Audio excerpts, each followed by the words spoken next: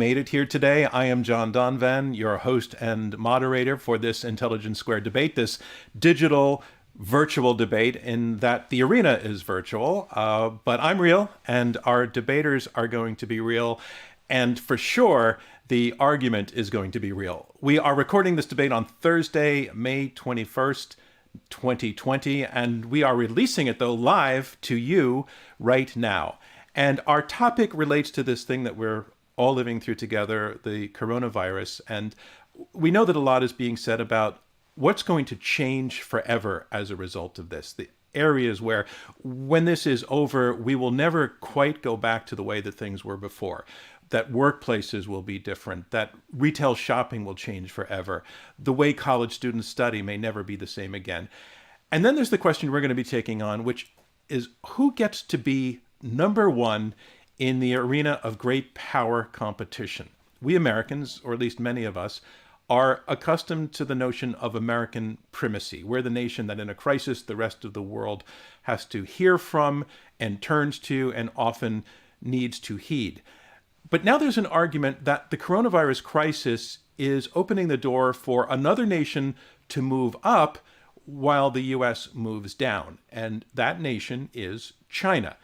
Ironically, the place where COVID-19 first started.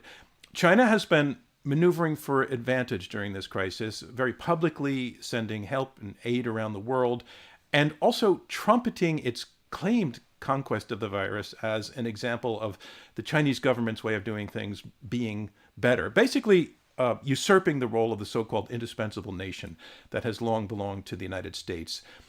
So China has been gaining on the U.S. for years economically, but is coronavirus a game changer in this and a broader regard? Well, that's what we're going to be debating. Here is our resolution. Coronavirus will reshape the world order in China's favor. This debate, by the way, is being held in partnership with our friends at Foreign Affairs. So a particular welcome to those who are joining us from Foreign Affairs. I am online with four guests who will take on this resolution. I'm here to juggle the squares on your screen. These two teams of two people who are ready to argue for and against that resolution are the folks we're going to be meeting right now. So first up, to argue for the resolution, which again, coronavirus will reshape the world order in China's favor, Kurt Campbell. Kurt, you are CEO of the Asia Group. You served as an official on East Asian affairs at the State Department under President Obama. It's so great to have you with us. Thanks so much for joining us. Thank you, John. It's a pleasure to be with you today. And can you tell us, and I'm going to ask everybody this question, I'm in Washington, D.C. Where are you in the world? I'm in Washington, D.C. as well. And yet we're so far away from each other, yes. but not through this. Also, your partner, I want to also introduce Kishore Mahbubani. Kishore, you are a former president of the UN Security Council, and now you're a distinguished fellow at the National University of Singapore. You have a new book out. It's called Has China Won?, which makes it sound like you're very much on topic for this debate. It's a pleasure to have you here with us, so thanks so much for joining us. I'm delighted to be with you, even though it's 9:10 p.m. in Singapore. Yeah, so that was going to be my question. So you're joining us from Singapore. So you are, That's right, without question, our longest distant virtual debater so far. It's great to have you with us. So that's the team arguing for the resolution. Now let's meet the team arguing against the resolution. First, please let's say hello to Minxin Pei. Minxin, thanks for joining us. Welcome back to Intelligence Squared. You have debated with us before. You're back because you're such a good debater. You are professor of government at Claremont McKenna College, and you're a senior fellow at the German Marshall Fund. As I said, you've debated with us before. Welcome back. And where are you joining us from today? Claremont, California. Yep, very close to where you're working. It's very early in the morning. Yeah, we have a lot of time zones going on in this recording.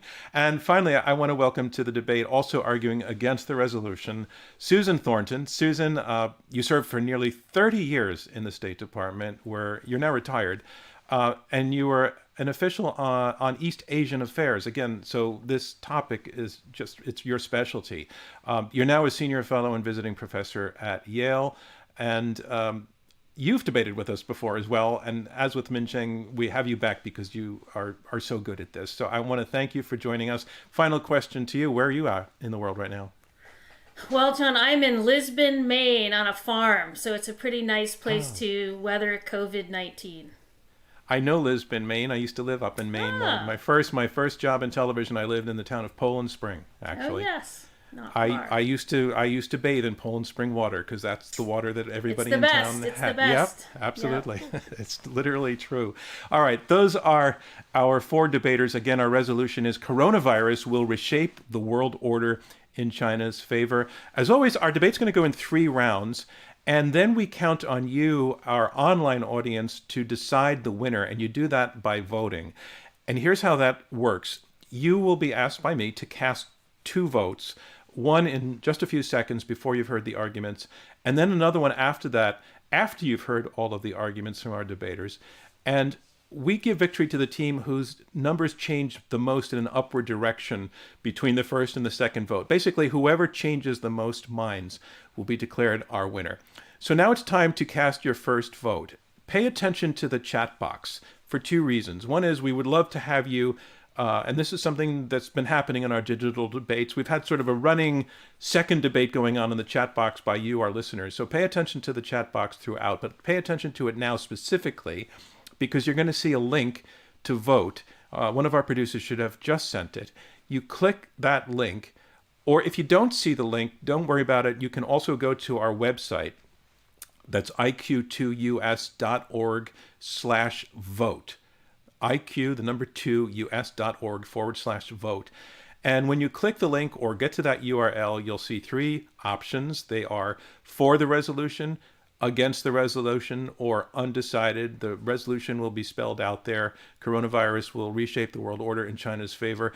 I just want to be clear, for your vote to count, you'll have to select one of those options. Obviously, to vote, you have to vote. So remember, we're going to do this vote again after you've heard the debate, and the side that sways the most minds is going to be declared our winner. So let's launch with round 1. Round 1 are our opening statements. Each debater speaks in turn to make the case for or against the resolution. Those statements will be 4 minutes each. Once again, the resolution, coronavirus will reshape the world order in China's favor. First up to speak for the motion, Kurt Campbell. Kurt, the screen is all yours. John, thank you very much, and it's a pleasure to be with all of you, and I'm thrilled to be able to do this with my friend Kishore. Let me just begin with a point that John made. This is an incredibly challenging period, and this proposition is challenging for Americans. And I just want to underscore here that I want you to set aside what your hopes are and what your expectations are for the United States and look at the situation factually and make your assessment accordingly. This is the greatest upheaval in global politics since World War II. And after World War II, we saw a reordering of global politics. And I think we want to propose that we will see the same thing during these circumstances as well. Much of what's going to occur is because of China's performance, but an important ingredient in what's going to transpire is what's happening in the United States. What do we expect from a great power, a leading nation during this period, a period of pandemic? There are 3 things that we would expect from any country that wants to lead the global situation. The first, number 1, we expect a country to provide domestic capacity and demonstrate competence in terms of dealing with a pandemic or the situation. And I think no one would argue that the United States has been able to do anything of the kind. It's been a tragedy to see the incompetence with which the United States has dealt with this issue. And we see lacking in leadership, in public health capacity, in a whole host of circumstances that underscore the lack of American capacity to deal with this challenge. Number 2, we would expect that the leading nation would be able to provide international support in terms of PPE and equipment to be able to deal with the challenges. We've seen, again, nothing of the sort from the United States. We've been sending teams around to try to find excess equipment and bring it back to the United States, outbidding allies. What we see in contrast is China. Even though, as John indicated, this is where the virus originated, but since that time, they've been reaching out, providing equipment, providing support to a variety of countries around the world. And third, in addition to demonstrating capacity domestically and providing support to the nations of the world, we would expect the leading nation to convene groups of countries to share best practices, to figure out how to tackle the problem in terms of vaccine development and the like. One of the things that we've seen missing over the course of the last several weeks is the United States. The WHO held its meetings over the last 2 days, and I want to quote from Carl Bildt, at the WHO conference, the Swedish prime minister, former prime minister. He observed the meetings of the WHO over a period of 2 days and says, the U.S. has left behind any ambition of global leadership and any function as a global inspiration. This is tragic but true. So I want to just suggest to you that this is a difficult thing for Americans to comprehend and understand, but we have been completely lacking in our ability to deal with the situation, and China has surged into the vacuum. Thank you, Kurt Campbell. And again, you're asking people to vote yes on the resolution. Now, our next debater will be speaking against the resolution, Minxin Pei. The screen is yours. Well, good morning. Thank you. What Kurt said is that the U.S. has scored its own goals, but it does not mean that China is scoring the goals into the U.S. net. First, let's just remember what Churchill said about the U.S. America will always do the right thing after exhausting all the options. So I have complete faith in the U.S. system in correcting the problems it right now faces. After all, we're going to have an election in November, and most likely that will provide a turning point. Now, let me turn back to China. Whether China can take advantage of this opportunity depends on whether China has the resources.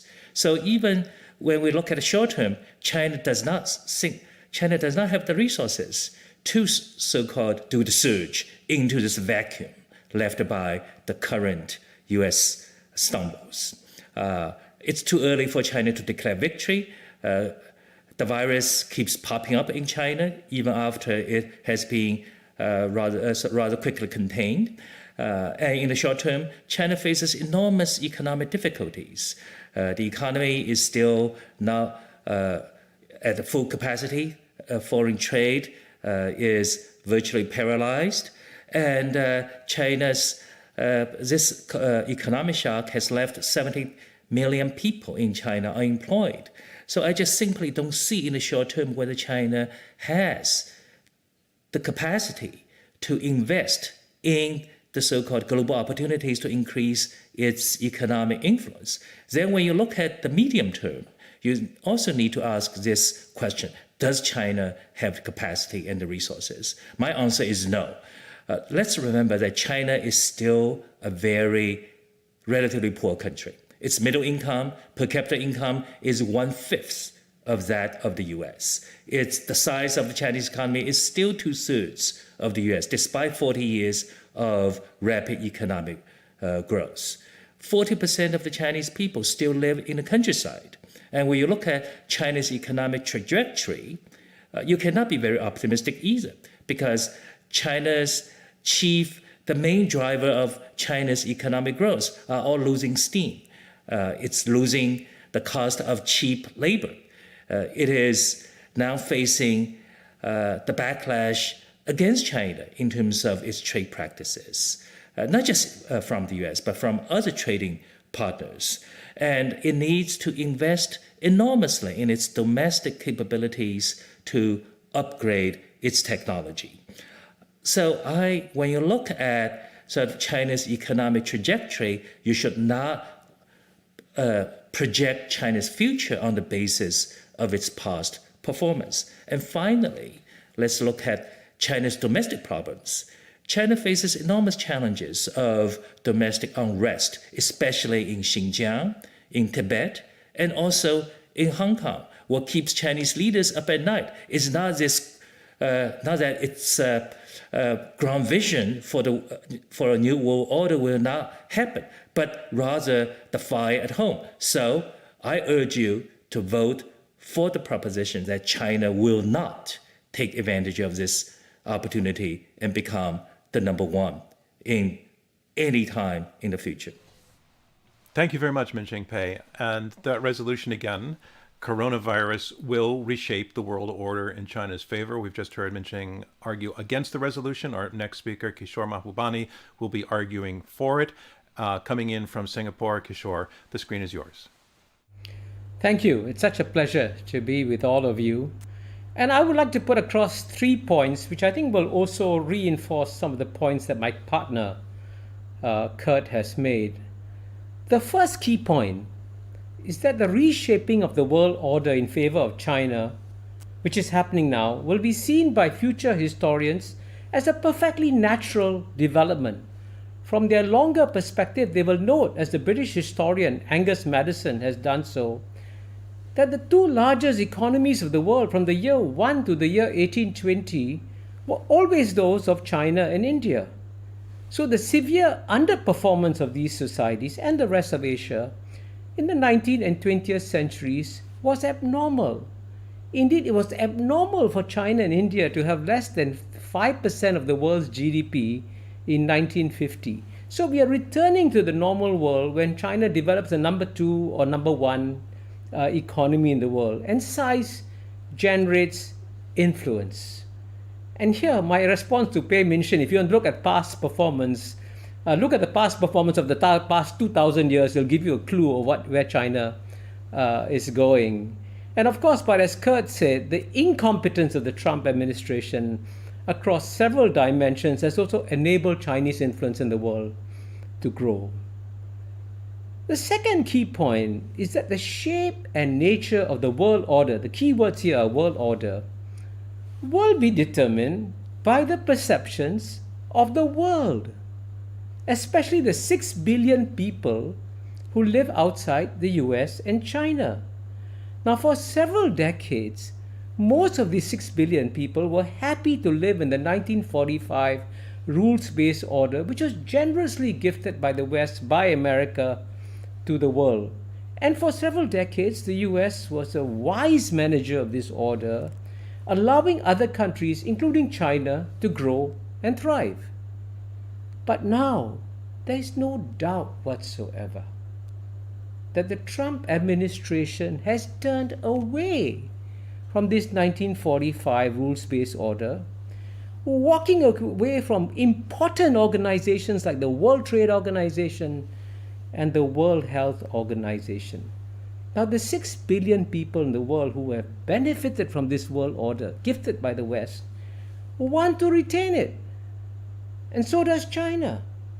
So to put it simply, there has been a divergence of views within the Trump administration and the rest of the world, and there has been a convergence of views between China and the world, and that's how the world order is being reshaped in favor of China.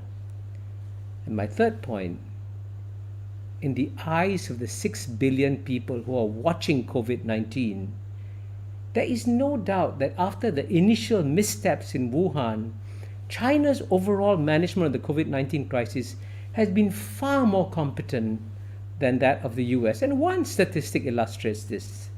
In terms of fatalities per million people, the number in the US is about 280. In China is less than 5. Since there's skepticism of China's statistics, let me say that all the East Asian numbers are the same. Japan 6, South Korea 5, Singapore 4, Vietnam 0. And equally importantly, the world is shocked that the Trump administration decided to walk away from the World Health Organization at a time when the world has never needed it more. So I think, as Kurt said, Carl Bildt, a right-wing politician from Sweden, said the US is clearly walking away from the world. China is walking towards the world, being very generous. So it's perfectly natural that the world order is being reshaped in China's favor. So please vote yes in favor of the motion.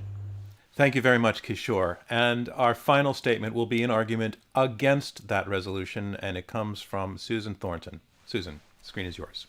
Thank you, John. I think it's interesting that Kurt has argued basically that coronavirus will negatively impact the US position in the world order, and Kishore basically argued that the world order is changing in China's favor irregardless of the coronavirus. But our proposition is about whether coronavirus is going to reshape the world order in China's favor.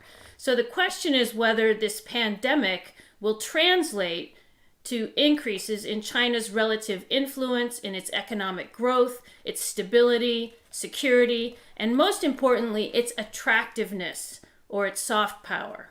And in my view, the impacts of the coronavirus are going to be a net negative for China in these areas.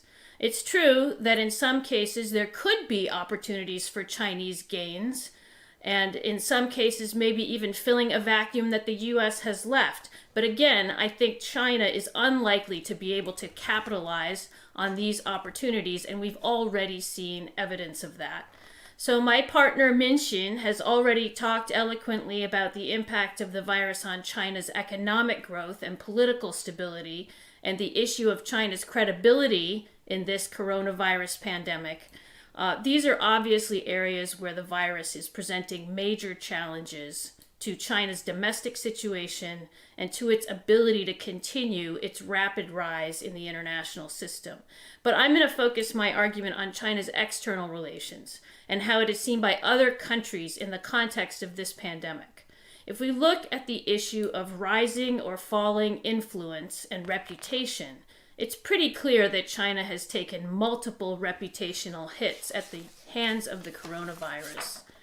First, China is generally regarded as the source of the virus, which is an obvious liability when people around the world are suffering devastation from it. Secondly, it's widely perceived that China delayed informing about the outbreak and has not been fully transparent, which makes the situation for other countries worse than it needed to be. And this may not be completely fair, but China's objections and denials are not gaining traction among others in the world. Third, the narrative in many countries is that China tried to corner the market on COVID-related medical supplies once the dire nature of the outbreak became clear in Wuhan. And this is the impression left by urgent worldwide purchases by China of PPE in late January and early February.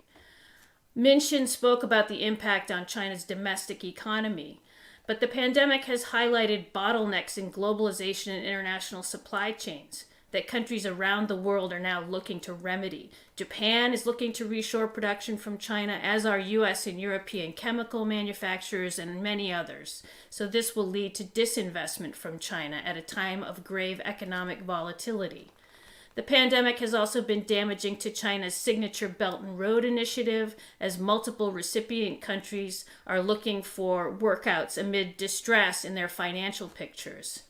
China's COVID-19 diplomacy has not gone over well. From mask diplomacy, where deliveries of PPE were accompanied by demands for written letters of appreciation, to wolf warrior diplomacy spreading misinformation, to maltreatment of foreigners in China during the COVID pandemic lockdown. Numerous countries, in the rush to acquire PPE at the height of the crisis, received faulty or counterfeit medical items from China. And Chinese officialdom has gone on the attack against countries just because they support an inquiry into the sources of the outbreak, which is a very reasonable and necessary undertaking. One prominent Chinese media critic called Australia, the country of Australia, gum on the bottom of China's shoe. This has not gone over well. So these are just a few instances of missteps and, as Minxin said, own goals that China has seen in recent months, but they point to larger problems that are not going away: insecurity, lack of transparency, and other problems in capacity to lead. So I think it's clear China will not make gains from this, and you should vote against the proposition. Thank you, Susan Thornton. And that concludes our first round, our formal opening statements. And now we move on to our second round. And our second round is where we have much more of a freewheeling conversation, and the debaters can address one another directly and take questions also from me. And we have some questions from you in our audience that we will also bring into the conversation. Our resolution is: coronavirus will reshape the world order in China's favor. we've heard Kurt Campbell and Kishore Mahbubani make their case in favor of the resolution by describing the moment we're in as one of those great reordering moments in the way that World War II reshaped the world order and led to American primacy. They're arguing two things: that this virus and its reaction will both bring down America's leadership role and bring up China's to fill the vacuum. They point out, number one, what the United States has been doing wrong: a very broad failure on global leadership, bad example of competence, not being able to supply the world with what the world needs, not stepping in to convene leadership groups to figure out solutions, to put together coalitions of problem solvers. They also say that in a larger sense, it needs to be recognized that China's return to primacy is, to some degree, the arc of history returning to its natural course, that China has been a long-standing global cultural influence. The last 200 years have been more of an anomaly, and that it's a natural thing for China to be reasserting its position in the world in accordance with where it stood over the last couple of thousand years.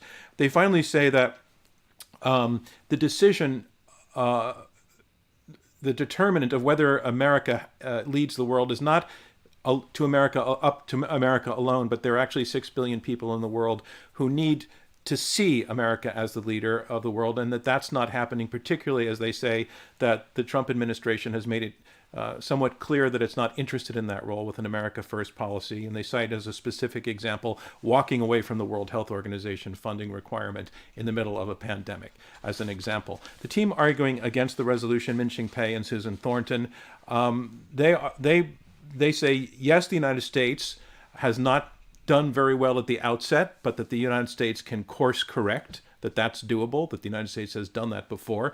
They also argue that China just doesn't have the capacity or the resources to fill in this gap, that it has its own domestic problems at home. Its economy is not what it was even a few years ago. The coronavirus has wounded that economy even further. It has not actually defeated the virus, that it keeps coming back. Their cheap labor advantage has been eroding for some time, that the country domestically is facing a political backlash for the way that it hit this. And that in terms of its soft power influence around the world, it's taken several reputational hits. Again, for China to lead, it needs others to follow, and China is not inspiring in that regard. Such things as shipping out bad equipment, bad treatment of foreigners, that the attractiveness of China and the attractiveness of the United States has long been part of its soft power, that China doesn't compensate for that with the way that it conducts its business, both domestically and globally. All right, so there's a lot to talk to in that. But I want to go first to this issue that Susan Thornton brought up near the end of China's soft power being its behaviors really represent a series of liabilities in that regard. That you can't look at China and see an exemplary model that the rest of the world would be inspired by. And Kurt Campbell, that was so much a part of what was involved with American primacy as well. What's your response to that? I would just say, John, that I think we have a tendency when we look at China currently on the global stage to focus too much on its soft power and not enough on its power. China is perceived by most countries in the world as a surging power. It's a young power in the sense of its newfound role. Rising powers in their early stages are often untamed, sometimes brutal in their public diplomacy, and China is no exception. And so I would simply say the key here is looking at the responses of most countries on the international scene. Very few countries take on China directly. Most seek to get along and work with China. And almost every country in the world, if you ask them privately what country has led the way during the pandemic, they would, of course, offer some of the concerns that Susan has laid out, but they would also compare it very unfavorably in the sense of how the United States has responded. So I would simply say that China is demonstrating power on the global stage, and too often we believe that the most important component in that power is soft power, but China is exhibiting something else, John, which is hard power, and it's very effective in the current context. Minxin, can you respond to that point? Yeah, there are two cases that show, A, China actually misuses its power to its own disadvantage. It wasted resources, and that is the case of the Belt and Road. If you look at this very ambitious If you could explain what the Belt and Road Initiative is in one sentence. The Belt and Road Initiative is this nominally $1 trillion infrastructure project which China somehow will finance. But when you look at the record of this project, it's littered with failures, with very problematic investments, and China is likely to waste most of it. So I agree with Kurt that China has a lot of power, but I don't agree with the notion that China is using its power wisely and effectively and productively. And second is that where China does flaunt its power, it tends to antagonize people. And here I want to use the example of South China Sea, where China seizes some reefs and build artificial islands and then bully the neighboring countries. The result is that these countries are likely to be America's friends rather than China's friends. So when you look at the record of China's use of its newly acquired power, it's also scoring its own goals. Kishore, do you want to jump in on that? Well, what key point I want to make, if you don't mind, as someone who lives outside the United States, one of the biggest gifts that the United States has given to the rest of the world is that it's educated the elites of the world very well. They're graduates of Harvard, Yale, Princeton, Stanford, everywhere. And so you're dealing with a very sophisticated audience today. And it's interesting that President Trump referred to the Lancet as one of his sources in his letter. And let me just tell you what the editor of the Lancet said about the way the United States and the West handle the COVID-19 crisis. And he says that the reason why I've been very critical of the UK government, the US administration, is that Lancet came up with 5 papers at the end of January. Repeat, end of January. These 5 papers describe a new virus. They showed the virus was deadly, that it was related to SARS, that it was killing people. The number of deaths was rising. Patients were being admitted to ICUs. They required ventilation. There was person-to-person transmission. All the warnings, every one of them, were given in the last week of January. And you know what Richard Horton said? Europe and the US did nothing in February, did nothing in March. That's magnificent incompetence. And I can tell you, it is shocked the world, because they are saying, how is it China, which as Minxin has just said, with 1/6 the per capita income of the United States, could at the end of the day objectively manage the crisis so well, and how could the US and Europe manage it so badly? So this, in the eyes of the 6 billion, and I come back to the 6 billion, this has been a real shifting in their perceptions, and let me take your point, recognize. Kishore, to Susan Thornton then, and we heard the same also from your opponent Kurt Campbell, that we're talking about, this is a zero-sum game, U.S. up, China down, vice versa. So you've made the case that China can't go up so aggressively because of its liabilities, but your opponents are arguing that this is a seesaw thing, and regardless of what China is doing, the U.S. is creating a power vacuum by abdicating its leadership role in a variety of ways, some of which Kishore just pointed out, WHO, etc. Walking, what they describe as a totally incompetent failure of leadership in this moment is incredibly damaging. So part of this equation, I know that Minxin said it's correctable, but Susan, your opponents are saying the damage is lasting and enduring and deep, the behavior of the Trump administration. Well, I'd like to make a couple points, John. Thanks. First, I was talking to a Korean former official the other day who was bridling at the compliments Korea was getting for having done a magnificent job with handling COVID.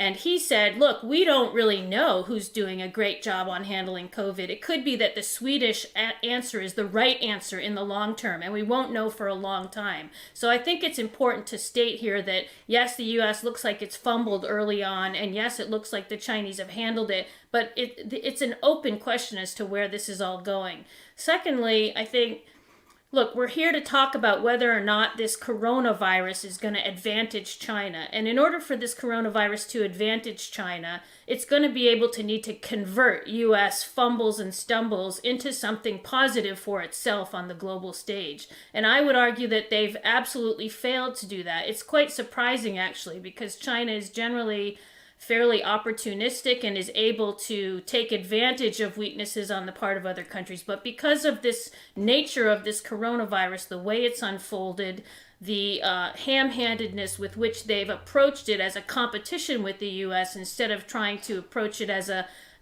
sort of humanitarian event that would open the field for some kind of advantage to be gained by China. They haven't approached it that way.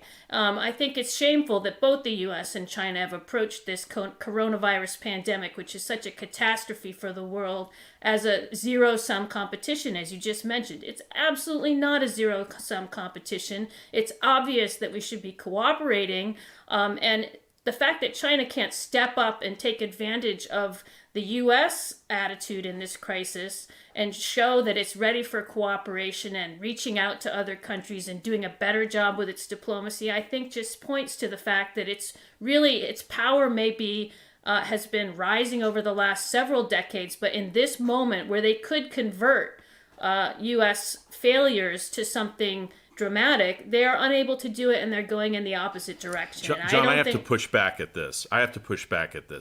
The best case study is what just happened at the WHO.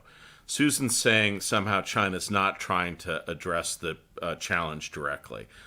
President Xi Jinping, again, can be a very tough leader, was the leader that spoke out promising $2 billion to the world, to Africa, to Latin America, to other developing nations.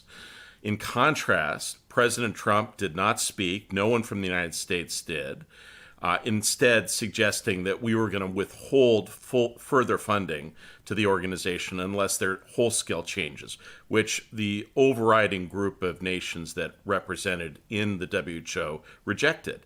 And so I do think China is responsible for this crisis, as Minxin and Susan underscore, but they've agreed to do at least some sort of internal review of how this took place. I'd like to see something like that in the United States.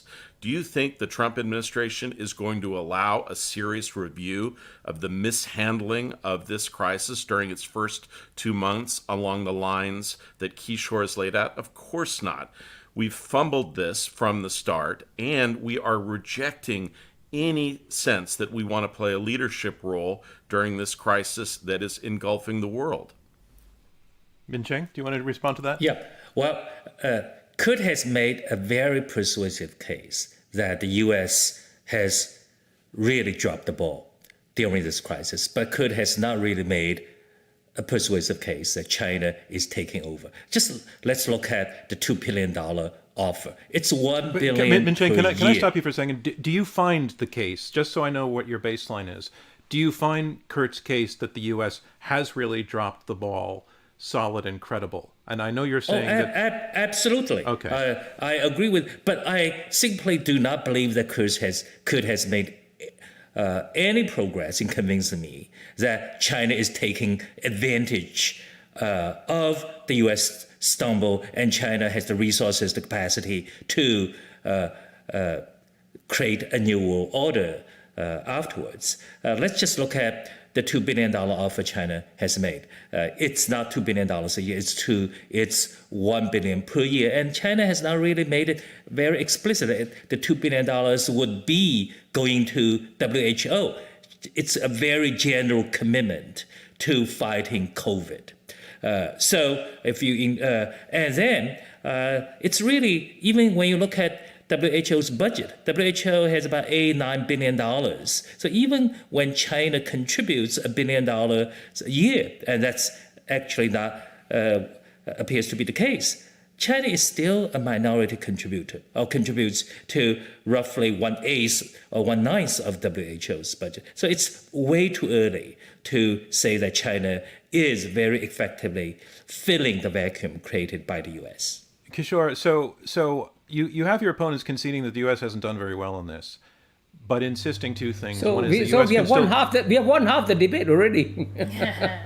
Well, no, it's kind of a two-part argument, and I think we all agreed to that. That it's one down, the other up. Both of those conditions need to be met. So they're arguing that yeah, all right. So they concede that the U.S. hasn't done well, but the other vital part of this is, can China step in and fill the vacuum? They're arguing that it's not, that it can't. Yeah, very. It's a very good question, and I would say the answer is not black and white. And if very respectfully, be careful, because to win the debate, you need to be. Yeah, no. I think our audience is very sophisticated. They are. And I think they can master complexity.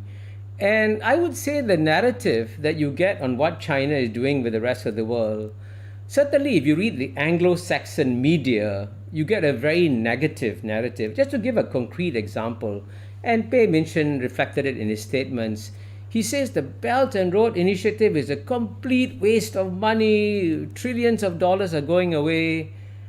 That is also, by the way, sadly, an insult to the intelligence of 100 countries, over 100 countries out of 193 countries in the world have signed up to join the Belt and Road Initiative.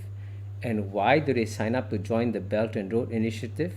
Because they get railways, roads, ports. That's what the people need.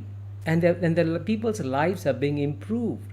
So if you look at the data in terms of the density of Chinese connectivity with the rest of the world, and let's look at data. I think over 127 countries now do more trade with China than they do with the United States, much more. And China is the world's #1 trading power. China is the #1 country engaging the most number of people in terms of projects and so on and so forth. And at the same time, if you talk to the Chinese and you listen to what they say, their understanding of what's going on in the rest of the world, they are able to understand the sympathies of the people. It's a very important point. You know, when the United States attacked WHO under the leadership of an African. Now, when I served for 10 years as Singapore's ambassador to the UN, dealing with over the 50 African ambassadors, there's a very deep sense of solidarity among them, no matter where they come from. And when they feel an African is being attacked unfairly, even though by all accounts he's doing overall a good job in managing the World Health Organization, I would say that you really have lost a lot of friends in Africa. So, and Susan this is Thornton, a reality. That point goes to, Kishore is saying the United States is failing on the soft power side of things very, very deeply. Well, I think, look, I like to make 2 points. I think the U.S. is certainly not, in its diplomacy, shown itself to be very astute in dealing with this crisis, and it hasn't actually been very astute in its diplomacy in the last couple of years, I would say. This America First mentality does not translate into soft power around the world, and I think our audience is sophisticated enough to understand that. But what I think Minxin and I are saying is, the U.S., we're talking about the impact of the coronavirus. So the Belt and Road Initiative was announced in 2013. Yes, a lot of countries have signed up. There have been projects. China's increased its integration. The question is, what's the impact of the coronavirus on the Belt and Road project? And I think what we see is that the impact of the coronavirus, as Minxin has pointed out with the Chinese economy, is going to be deleterious to that project because China will have less money. These countries will be in straitened circumstances. The issue with global trade, the impact of the coronavirus on global trade. Yes, a lot of countries have been increasing their trade with China over the last several decades, but the impact of the coronavirus is going to be to diminish that trade. So I think the proposition isn't about whether or not China's power is rising relatively in the global system over the last several decades, because I think that is clear, and I think that is a reality that the U.S. has failed to deal with adequately. But the question is about the coronavirus affecting and whether China can convert the coronavirus into some accelerated impact for its rising power in the globe, and I think it's the opposite. Susan and everyone else, let me ask you this question. China was handled the initial stages of the virus very, very badly.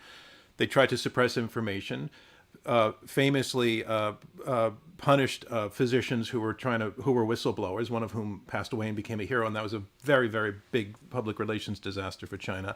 Nevertheless, at some point, China turned the corner and imposed a regime of social distancing that, whether we believe everything that we're hearing out of China or not, certainly led to a more successful containment and return to economic normalcy than we've been able to experience here. Does that experience make China an exemplar, including the fact that they were only able to do that because they have such extreme ability to control its public socially, something that could never happen here? But does that send the message, is the Chinese government able to say our way of running countries has its virtues, and that would become a model to certain countries that perhaps are leaning towards a more authoritarian bent these days anyway? I'd like to take that to Kishore and then to Minxin. Yeah. Well, let me emphasize one key point. The United States believes, and maybe for good reason, that it is a shining city on the hill. It's a model for countries. If other countries copy America, it's good for America, good for the world, and that's a very good thing to have. But the Chinese don't have this kind of universalizing mission. The Chinese don't say that our civilization is the civilization that you should emulate.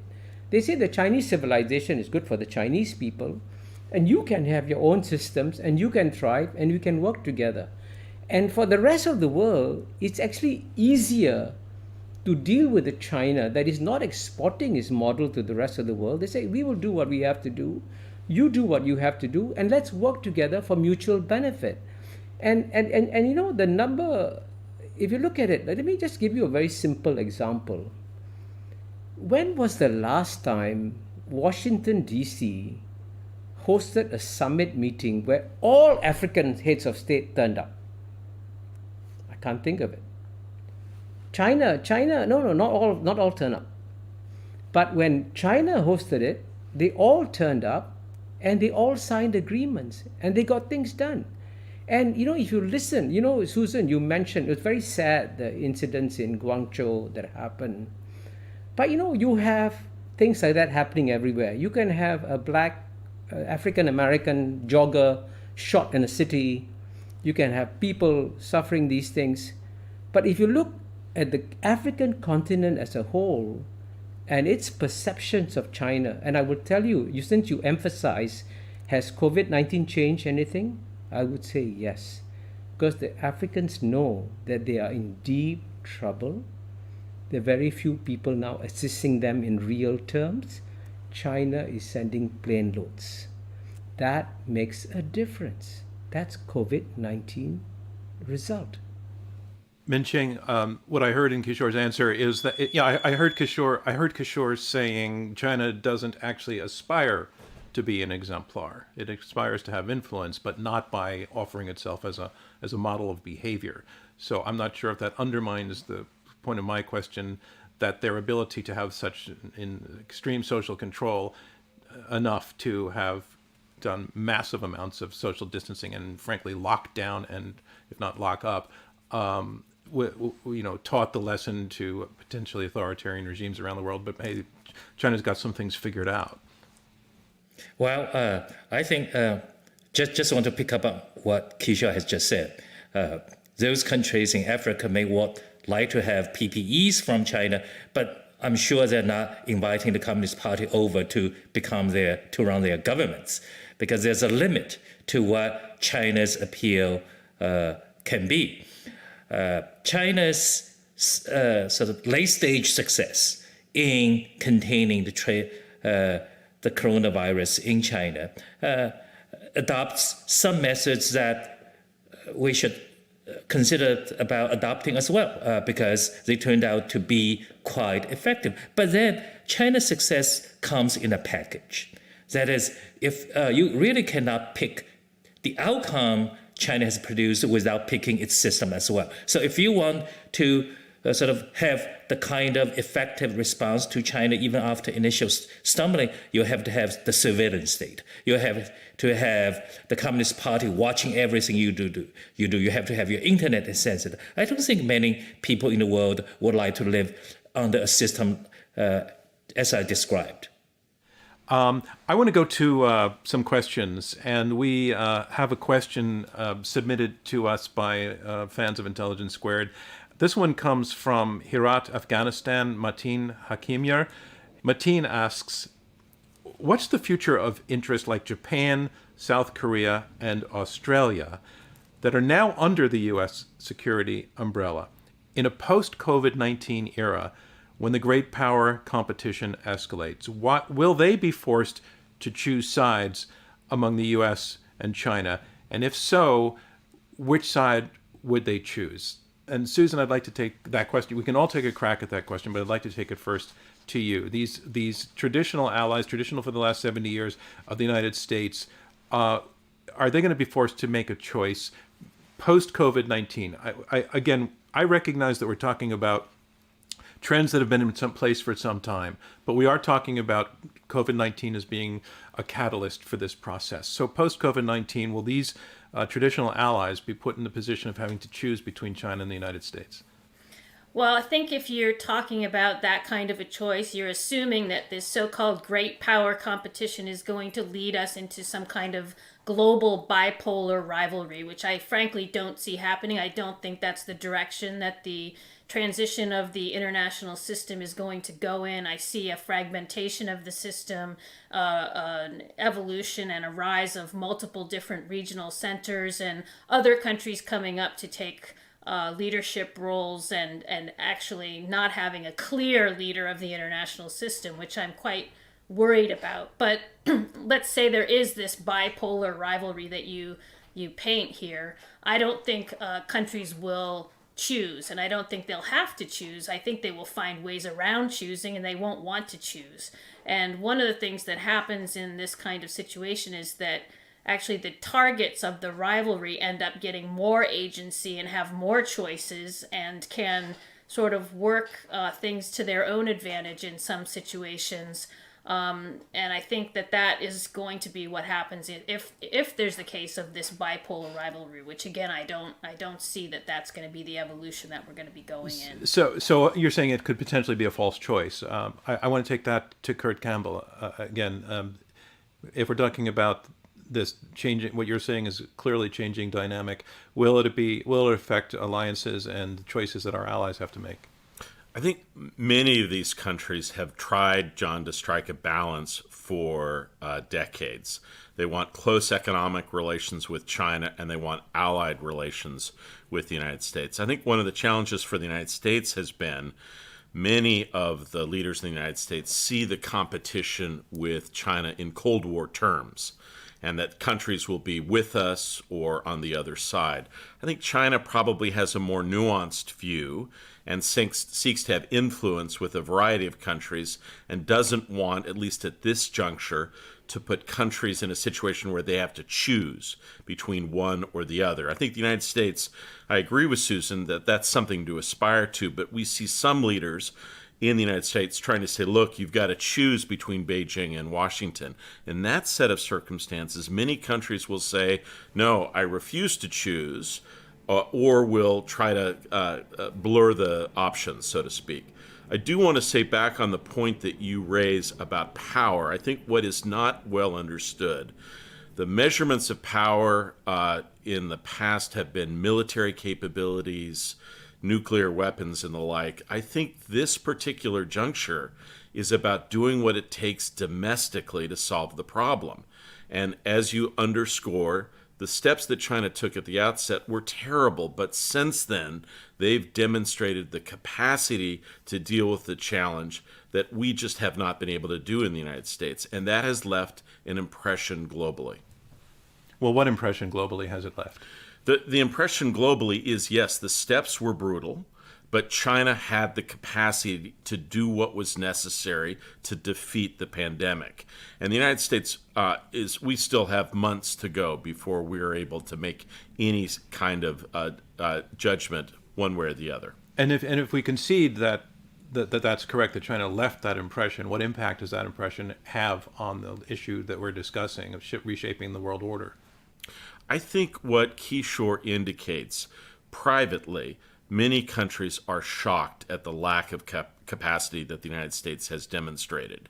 And many countries privately are trying to do what they can to make sure that they have a strong relationship with China and do what they can not to alienate President Trump.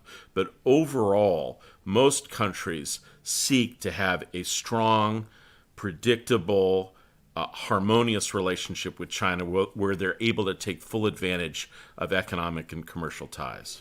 So, Minxin, you have made the argument that China doesn't have the capacity to step into the vacuum, while conceding there might be a little bit of a vacuum of American leadership right now, but that there can be a course correction. Well, what is that course correction? How does the U.S. reverse the impression that it's left on the world? Your opponents are saying that it's been incompetent, that it's been disinterested in leading. At this point, how does the U.S. course correct? Well, the U.S. usually corrects course by replacing the team. So we have a chance in November to have a very different administration. And I can bet a Democratic administration will be a lot more competent than the current administration. And the world will look at the U.S. very, very differently. All it takes will be a leadership change in the U.S. So that's the other is that even today, the U.S. has checks and balances. So we have enormous criticisms of the current administration's incompetence. We have a Democratic-controlled House. Even within the current political setup, there are possibilities for change. So I think it's really way too early to write off the U.S.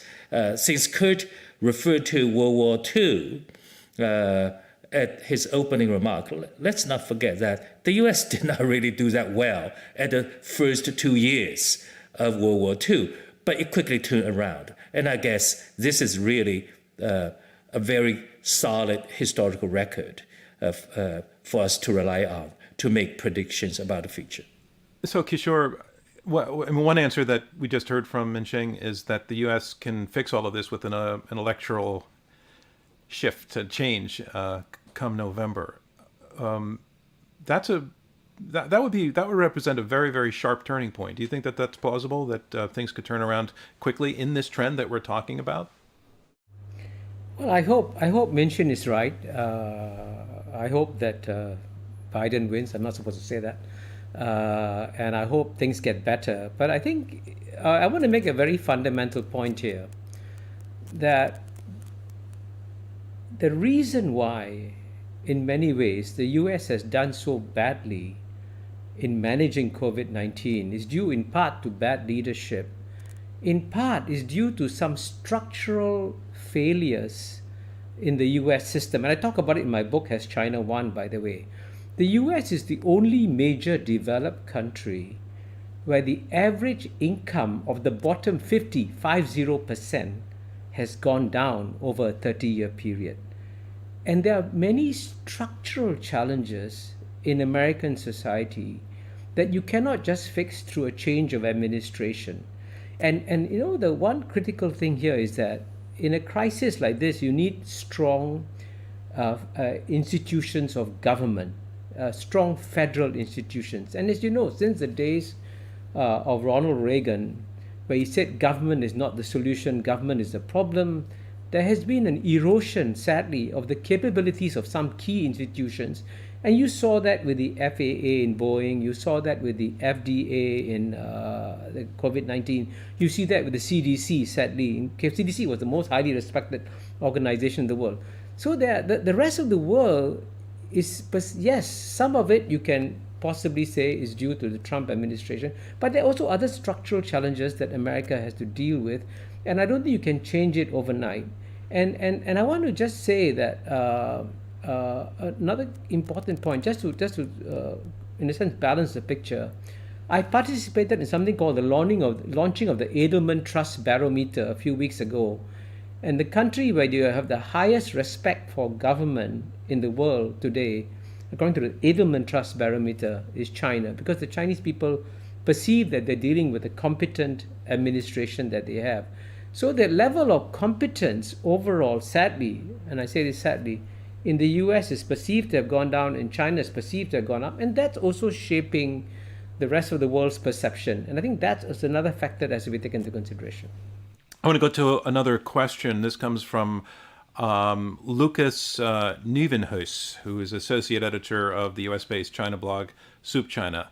Half of all of the vaccines for the virus that causes COVID-19 that have gone to clinical trial were discovered by Chinese companies, according to NPR. China's leader, Xi Jinping, has said that if China develops a vaccine, it would be a global public good. What do you think Xi means by that more precisely? And how do you think that would play out geopolitically if the U.S. was in the position to depend on China for yet another critical medical resource? I'll take that to you, Kurt. Look, John, it's a good question, but I think actually there's a different issue here.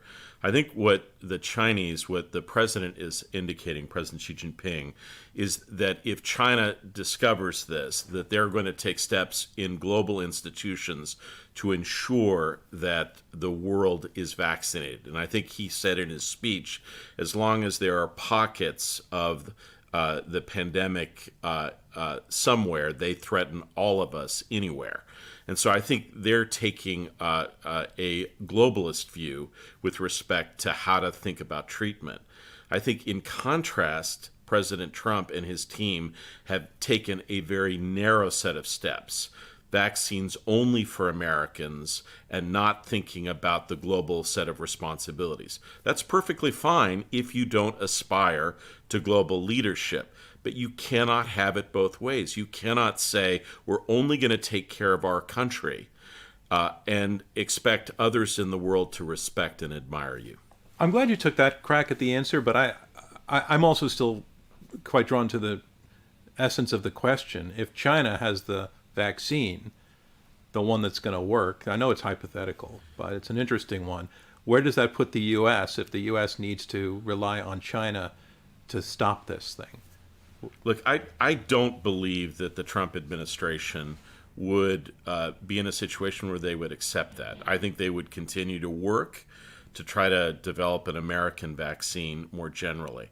And I think a tragedy here is that there was always an expectation, despite tensions between the United States and China, that we would be able to cooperate on issues that were of remarkable importance, like a pandemic. And if you compare that to the past, in the Cold War, the United States and the Soviet Union worked together to deal with pandemics in the 1980s during the height of the Cold War. I do not think President Trump and his team would be prepared to accept any solutions coming from China. Would the other side like to respond to that? And if not, I have another question to go, Susan. Go ahead, please. Yeah, I mean, I think this question about a vaccine is a crucial one.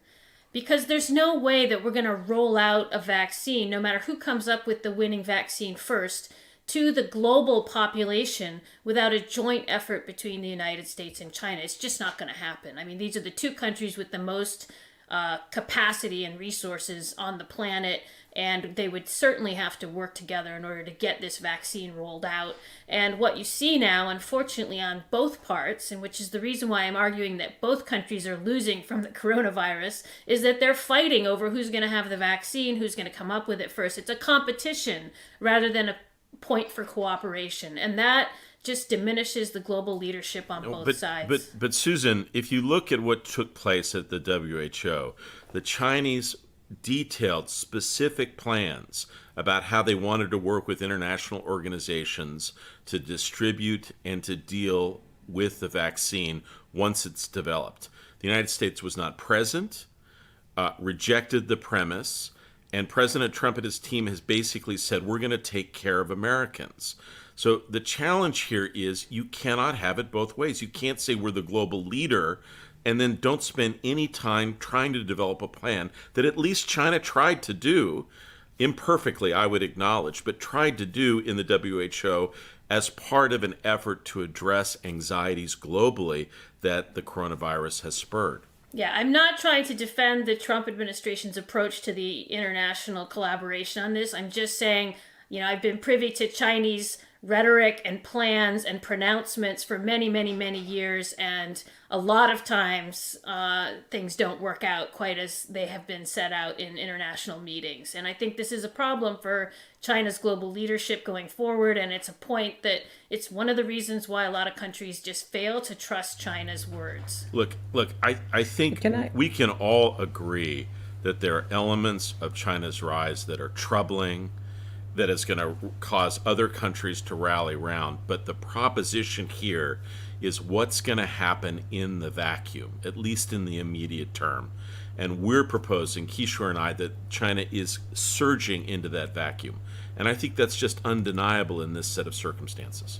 Minxin, can I just add?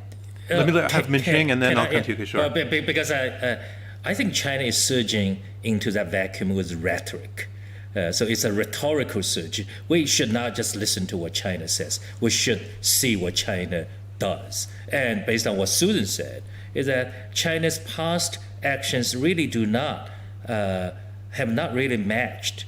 It's very lofty rhetoric.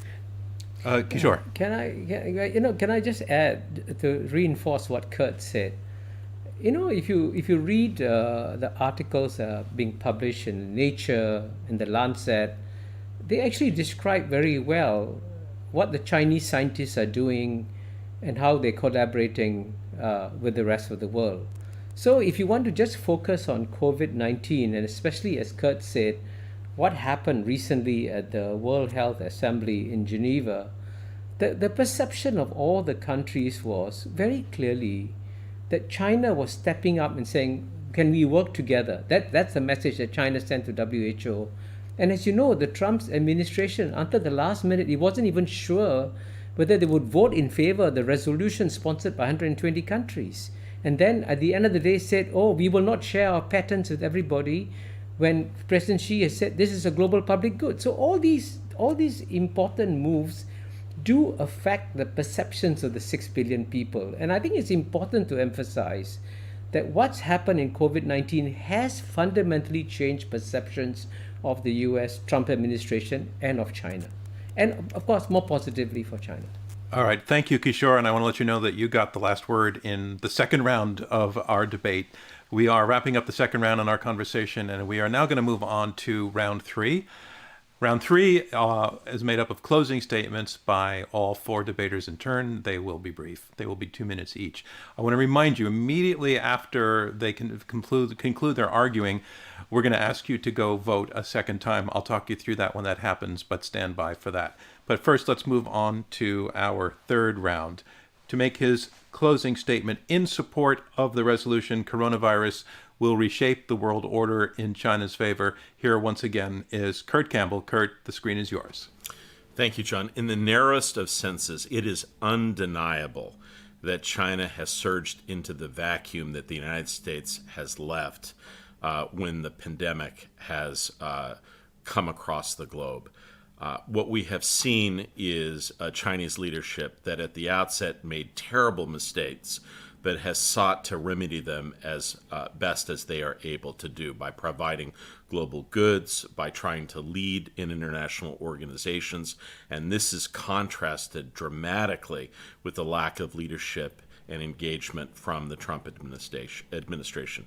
Now, I'd argue that it's not too late fundamentally for the United States. I do believe that the United States can rebound, but in this first round, after the coronavirus has swept the planet, it is undeniable that China has taken advantage of the situation, has moved forward, and everyone sees that the United States has been missing in action.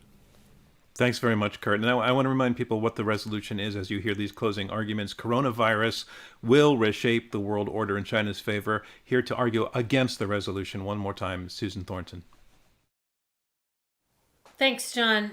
What I would say is that China's power has clearly been increasing in the international system for decades. The resolution before us is the question of whether or not China can take advantage of the coronavirus to convert even more power in the international system. And my argument would be that China has shown that it is unable to make that conversion. And in fact, the coronavirus is diminishing China's power and influence in the international system. I think we've seen a number of, as Kurt mentioned, dramatic mistakes on the part of the Chinese government. And even following those initial mistakes, the Chinese official positions and narratives and outreach have been very ham-handed and very much an own goal against their own self-interest. And this is because of lack of transparency, a high level of insecurity on the part of the Chinese government, its brittle domestic politics, and its difficulty in confronting the very certain economic crisis that it's about to undergo. China is very dependent on the outside world's economy for its continued growth and its continued development and modernization. And we're seeing now that that source of growth is being severely hit by the coronavirus. And I think China's soft power, as I mentioned, around the world has taken a severe hit from the various controversies that it has stirred up with its comments surrounding other countries' performance in handling the coronavirus. There's just a distinct lack of empathy coming from the Chinese government, especially when we consider the source of the virus was in China to begin with, and China should be able to try to be more, convert this kind of humanitarian outreach into positive points for itself in the international system, but has been unable to do so. Thank you very much, Susan Thornton, who was arguing again for you to vote no on the resolution. Our next speaker up, Kishore Mahbubani, will be arguing to get you to vote yes on the resolution. Kishore, one more time, the screen is yours. Thank you. Let me conclude on a personal note. You know, when I look back at my life, I realized that in retrospect, I may have been very fortunate in having grown up in a very poor family, in a very poor society. Singapore's per capita income when I was a child was $500, the same as Ghana. I was put on a special feeding program when I was 6 years old because technically undernourished. We had no flush toilet. We had gang fights. We had racial riots. So I experienced all the third world experience at first hand. And having experienced it, I can tell you that the main aspiration of most developing countries today is just to have enough peace and stability so they can focus on their development and not geopolitical contests. And an Indonesian minister told me the reason why he welcomes visits from Chinese ministers is that they come with concrete proposals to improve railways, roads, ports. He says American officials don't turn up. And when they turn up, they come empty-handed. So if you want to make a difference to lives of people, China is making a difference to lives of people. And the second story is this, by some strange cultural quirk, because I'm a Hindu Sindhi, I have connection to over 1 billion people in India. My name, Mahbub, comes from Persian origins. I have connection to 9 Indic states in Southeast Asia. I'm familiar with the Buddhism of China, Japan, South Korea. And I can tell you, with this cultural connectivity, I can say with some confidence that when the Asians look at China, yes, they have lots of concerns about the rise of Chinese power. But there's also a very deep and genuine respect for Chinese civilization that is over 4,000 years old. So when they see this resurgence of this Chinese civilization, they say, aha, this is a new reality. We have to live with it. So the respect for China clearly has gone up, and that's why I say, please vote yes. Thank you very much, Kishore. And our last speaker, the last slot in closing statements, goes to Minxin Pei, who will be arguing to get you to vote no on the resolution, coronavirus will reshape the world order in China's favor. Okay. Since we are looking into this foggy future, we should not just listen to what people like us say or the audience. You should look at what smart money is doing. And in my case, if I want to check on how China is doing, I check on what Chinese business people, Chinese wealthy people are doing with their money. So here I want to share a personal story with you. Last October, I was in Hong Kong, and it just happened a friend was having dinner with me, and he brought along his immigration consultant. And this is a person who was doing a fantastic business, helping wealthy Chinese people leave China to get green cards, to get foreign passports. So just out of pure curiosity, I asked him, what is the hottest country wealthy Chinese are trying to get into? And his answer shocked me. He said, Bulgaria. I said, why Bulgaria? He said, well, Bulgaria, you only need $100,000 to $200,000 to investment. You don't have to live there, and then you'll get EU green card, EU residency. So, and that got me thinking.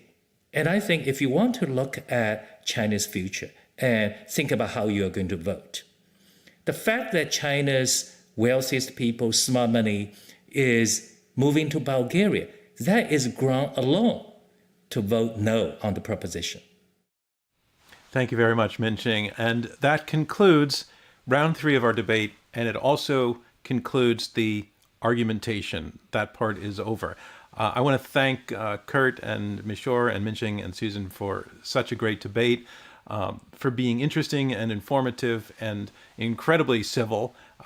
It's fantastic to have you with us. I'm from your point of view, was it a good exchange? Kurt, did you learn and listen? Yeah. I thought our counterparts made very strong arguments, and I must say I found some of my own arguments painful, but also Same here. I was swayed by. I thought Kishore was sensational, to be honest. I really did. Yeah. All right, thank you. And Kishore, I want to thank you. You're all wonderful, really. Well, the You're most right, it was very civil. important, and the most important thing is all of these points that came out. I mean, I would have wanted to make some of the points that Kurt and Kishore made, so I'm glad you did. So thank you for that. And I also want to thank our partners at Foreign Affairs. But now I want to thank you, our audience, for taking the next step in this. We need you to help choose our winners. I want to have you again go vote for the second time. Here's how it works.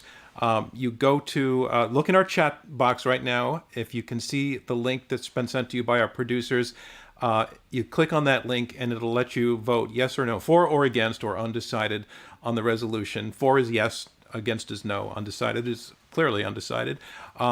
If you don't get that link, you can go to our website, iq2us.org/vote. That's IQ, the number 2, US/vote. We're going to keep that vote open until midnight tonight. So I am not announcing the winner right here, but if you can't wait to find out who won, 12:01 midnight, you can go to our online site, iq2us.org, and you'll find out who the winner is, or subscribe to our mailing list and we'll announce the winner to you by email again. But one more time, I want to thank all 4 of you. I want to release you now from sitting inside the square on the screen. But it's been a pleasure to have you, Kurt, Kishore, Minxin, and Susan. Thank you so much for joining us. And goodbye to all of you. Thank you, John. Bye. Thanks, you guys. And I want to thank you, our live audience. As always, it's great to have you part of this process, this new experiment for us, which I feel after that debate is really, really going well. And I want to mention that it's your support that keeps us going. I've made this comment many times that we are not just a debate program and series, we're actually a philanthropy. We put these debates out to the world for free, and they get picked up and used in all sorts of contexts, particularly educational. We know that they're being used in colleges and high school classrooms and even elementary school classrooms. People are learning all over.